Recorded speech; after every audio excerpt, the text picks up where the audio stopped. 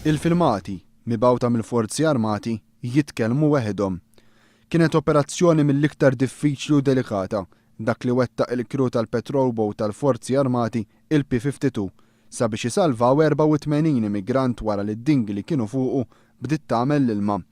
Il-ħamis filgħodu, il-Forzi Armati kienu informati bid-dingi għal daqstant din ġiet sorveljata permezz tal-ajruplan King Air B200 u anke mill-P-52.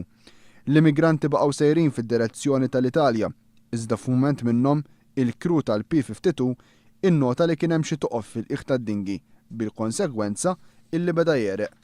Dak il-ħin is-sitwazzjoni gravat meta r-riħ beda jonfoħ mixlok minn forza 3 l-forza 4.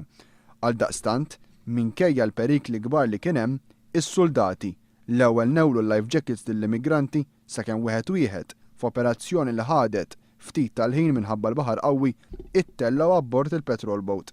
B'kollox fuq id-dingi kien hemm 51 raġel u 32 mara u tifla. Dawn iddaħlu fil-bażi marittima l-ħabta tas-sija neqsin kwarta filgħodu.